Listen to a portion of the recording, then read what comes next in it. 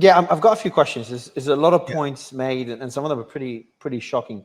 So the first point you started talking about is Hamas. Let's just get an idea of the strength of Hamas today. I was under the impression that Yeah. there's nothing left of Hamas, and I'm pretty critical of the bombing of Gaza because I'm like, I'm surprised Hamas hasn't surrendered, which is a separate discussion. I want to ask your thoughts on why you think they haven't surrendered, but also what's left of Hamas in your opinion. What have you seen? Well, what Hamas has been able to do is repurpose Israeli munitions that have been dropped in unprecedented quantities on the Gaza Strip. I mean, we've seen the equivalent of something like 4 of the nuclear weapons that were dropped, maybe 6 to 8 of the nuclear weapons that were dropped on Nagasaki and Hiroshima dropped on Gaza. And I was in Gaza during the Israeli assault on Gaza in 2014, which left a large swath of Gaza destroyed. And so I was in areas like Beit Hanun where I would see unexploded munitions. And these are like the size of, like a canoe. They're massive bombs. And people will tell you, don't go into that neighborhood. Hamas will send a bomb disposal crew in, and they'll reassemble that into what they call Shoaz bombs, which are like TV bombs. And you've seen them place them on tanks and armored personnel carriers by hand. Near Rafah, during the failed Operation Gideon's Chariot by Israel, one Hamas fighter actually managed to toss a Shoaz bomb into an open turret of an armored personnel carrier and kill 7 Israeli soldiers. So Israel's essentially importing weapons into Gaza, while they also have, the usual supply of AK-47s and these homemade Javelin missiles. And then when you talk about manpower, there's basically an endless supply of manpower in Gaza, because who are the Al-Qassam brigades? They're the orphans. They're people whose families have been killed and disappeared and arrested for generations. And so they are determined to resist Israel tooth and nail. They have nothing to lose and essentially everything to gain by resisting Israel. And the Al-Qassam brigades is something that, while it exists under the leadership of Hamas, is much closer to the local population and is much more respected by the local population than Hamas. I mean, when I'm in Gaza, people have enormous grievances about Hamas and the political leadership. It's like what you would hear any people say about their elected leadership. But there's generally a consensus on resistance because they're an occupied people, they're a besieged people, and in Gaza they're refugees. They don't have the same kind of privileges. So they have enough people. What about weapons though? I know you said they're repurposing ammunition or bombs that were dropped by Israel, but that can only get them so far. For them to continue resisting after this war has gone on for what, 2 years now, are they still getting any supplies of weapons through any means? Because the border's been closed off. I can't see anything getting into Gaza. And I'm just thinking, like, wouldn't they run out eventually? Not of manpower. Obviously, there's a lot of people that had their family killed by the war, and that feeds anger or resentment, etc. They could join the Al-Qassam brigades, the Hamas military wing. But I just don't get where they keep getting those weapons from. And the tunnels have also been mostly destroyed, haven't they? I don't know what means they have right now, but I do know based on interviews that, for example, I co-produced and directed a film called Killing Gaza about the 2014 war. Based on interviews that were conducted for that documentary, local Gaza fighters from the popular mobilization brigades, who are not Hamas, they're just sort of like the National Guard, said they were preparing for a 3-year war. So there's no way for me to know, but there is a certain logic to the Israeli plan in Gaza. It's a Zionist logic, which relates to demographics, as I said, because Israel needs to maintain a majority of Jews between the river and the sea.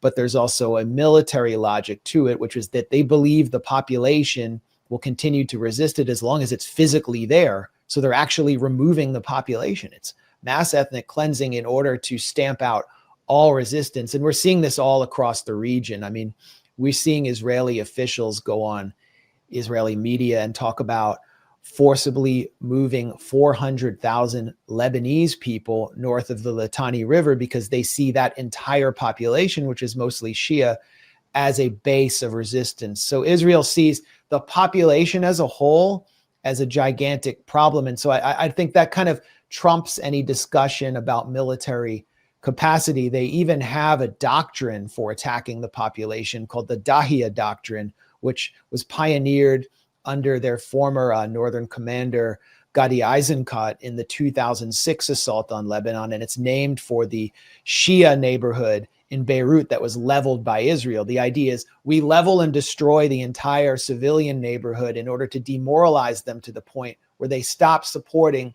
the leadership that will resist us. So that is ongoing, and that's the Israeli military strategy. They're not really fighting traditional counter. It's a doctrine. It's a doctrine. It's a doctrine of disappropriate force. The IDF deliberately targets not just enemy combatants, but also civilian infrastructures, just ChatGPT explaining the Dahiya doctrine, in areas linked to hostile groups with the goal of inflicting such massive damage that it deters future attacks. So essentially, Dahiya is known as a stronghold for Hezbollah. And what they would do, they would not only destroy military targets there, but they'd destroy infrastructure in Dahiya, because in their eyes, or it's got a lot of truth to it, is that this infrastructure is run by Hezbollah, is operated by Hezbollah, supports Hezbollah, but also the population there. If they destroy that infrastructure, then they force the civilian population to rebel against the Hezbollah in Lebanon or Hamas in Gaza. Is that the objective of it? That's the logic of it, and it's an incorrect logic.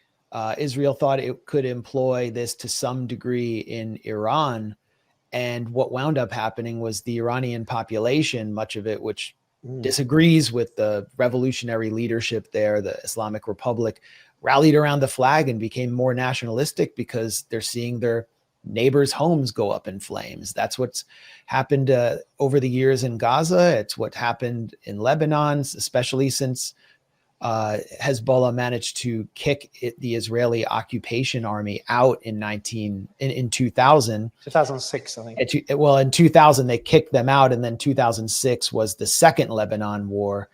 And then in the most recent assault on Lebanon, which continues right now, Israel has violated the ceasefire with Hezbollah thousands of times. That's part of a separate strategy. But what we saw when Israel really went in hard on Lebanon was not just attacks for Hezbollah military leaders or, the assassination of Hassan Nasrallah, but attacks on the social network of Hezbollah, which they used to distribute bread and grain and provide education and schooling to a very generally poor working class Shia population. They wanted to cut the population off from the leadership that resists, and it always fails because it produces so much anger.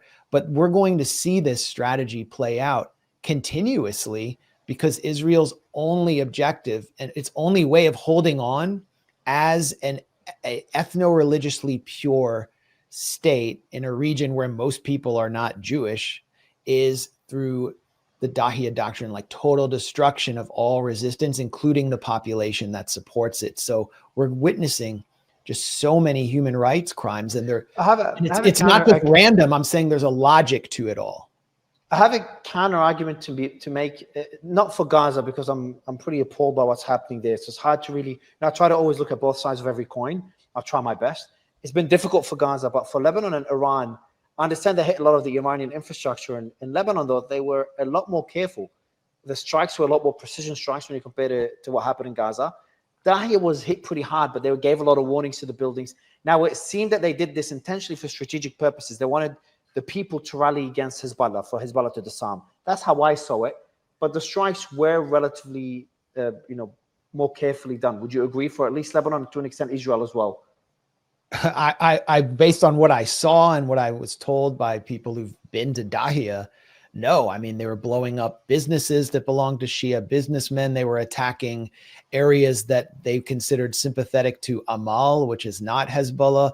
The strike to kill Hassan Nasrallah wiped out 7 entire apartment blocks.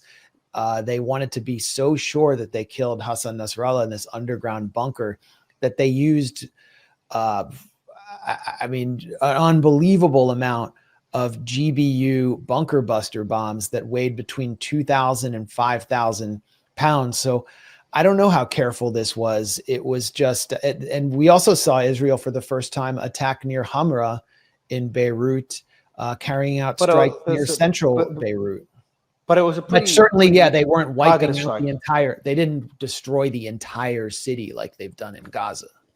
And I think this, like the objective was different. At least you'd see it as different. The objective in Lebanon is not to destroy all of Lebanon and kind of turn it into what Gaza is. The same for Iran. Each country had a certain objective. I think for Gaza, the objective is one that is more concerning, and I'll dig into. And I moderated a debate on Thursday. The whole argument is what's happening in Gaza a genocide. For me, I never got into that argument because I really didn't care what you call it a genocide or not. I just look at something, okay, this is wrong, this is not wrong. But when you look at the semantics, I never went deep into that debate. Then I went through it last week to try to understand what a genocide is, what is it defined by the UN Charter. And I spoke to Professor Bartov, and Professor Morris, both are Israelis, both were Zionists as well. One thinks it's a horrible genocide, ethnic cleansing, and the other, Professor Morris, he made an interesting point. He doesn't think it's a genocide by definition, and he doesn't think it's ethnic cleansing yet, but he will call it ethnic cleansing if they remove the Palestinian population from Gaza, if the goal is to kick Palestinians out of Gaza. Now, you're saying that is the objective, and you're seeing indicators that the goal of all this is for Palestinians to be out of Gaza and Gaza to be, integrated into Israel. I mean, they openly say that's the objective. Israeli leadership openly says it. So because you've got all these different politicians. Who's saying that? I can point to like Amichai Eliyahu, the heritage minister, calling for dropping a nuclear bomb on Gaza to turn Gaza Jewish. But let's not listen to the fanatics that essentially are the linchpin of Netanyahu's coalition. Bezalel Smotrich, the finance minister, has openly called for driving out as many people in Gaza and settling Gaza's north with Jews. Itamar Ben-Gvir, the security minister, is a leader of the Temple movement, which aims to replace the Al-Aqsa compound with a Jewish third temple and incite a religious war. But let's not listen to them. Let's listen to someone who's more close to the decision-making of the military. That would be Aharon Haliva, who is the head of military intelligence for the entire Israeli military, Amman. And Israeli media has just released comments that he made back in 2024 when he said that every generation Palestinians need to experience a new Nakba and 50,000 need to be killed. What is the Nakba? The Nakba is something that actually Benny Morris, who you interviewed, was one of the first Israeli historians to kind of confirm, while Palestinians, Walid Khalidi, for example, have written about this for years. The Nakba was the ethnic cleansing or forced removal of 750,000 indigenous Palestinians in 1948 in order to establish a Jewish state. And Benny Morris, actually, during the Second Intifada, came out and said the problem with the Nakba was not that it happened. The problem was that it was not more comprehensive because we failed to consolidate ourselves as an ethno-religiously pure Jewish state. And you can ask him about this statement and he'll repeat what I said. So he broke with the other kind of critical revisionist historians and said, we need to do more. And that's what Israel's doing. It's trying to finish 1948 with what is for Palestinians a new Nakba, which is why there's this global rebellion against it, because for so many people around the world, it just seems inhuman. It seems unnatural to witness a nation being destroyed and people being driven out of their homes to nowhere.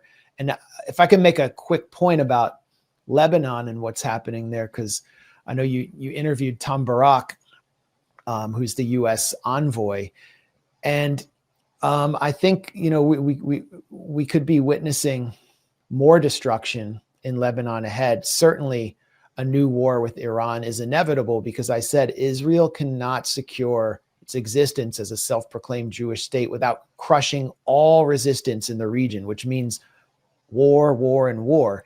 In Lebanon, Tom Barak has said that Hezbollah doesn't represent, or it was his assistant, Morgan Ortagus, a Lebanese convert to Judaism who said that Hezbollah doesn't represent the Lebanese people. Now, it doesn't matter what you think about Hezbollah. This isn't a comment on whether they're good or bad.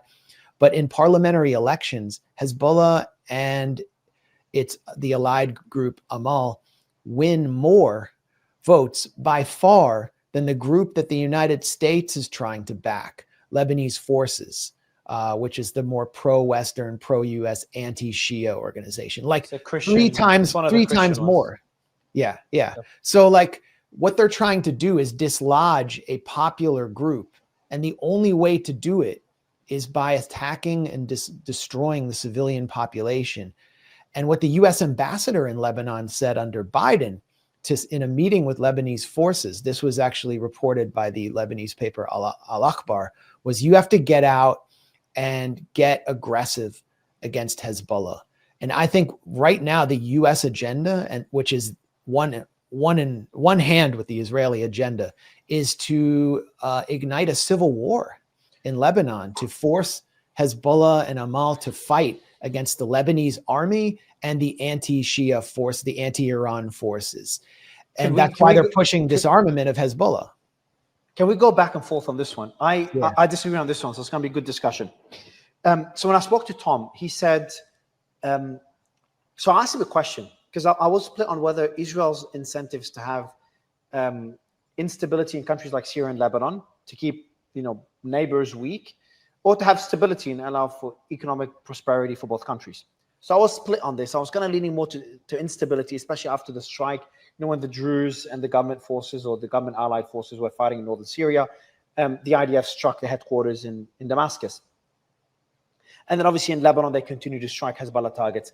So I was worried that Israel's seeking to destabilize or keep this the region unstable. But then I spoke to Tom. He's like, look, I can promise you one thing. Israel wants stability. They, especially after October 7th, their mindset has changed. They want Hezbollah, which, to be fair, Hezbollah started attacking Israel first after October 7th. They want Hezbollah to disarm because Hezbollah is seen as an enemy to Israel, rightly so.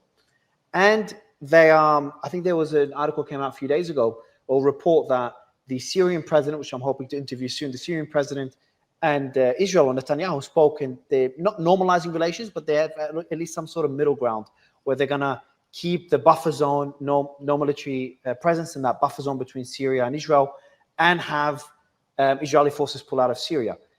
Do you strongly disagree with that view? Or do you think there could be some truth to it? You just need to see more indicators pointing to that. And I'd love to get your perspective on it. Well, first of all, Tom Barak, in interviews with the Arab media, proved that he knew very little and had a superficial understanding of Lebanon. He didn't even know when Hezbollah was founded. He claimed that Hezbollah, in one interview, was founded in the 1970s. And the reality is that Hezbollah did not come into existence until Israel invaded Lebanon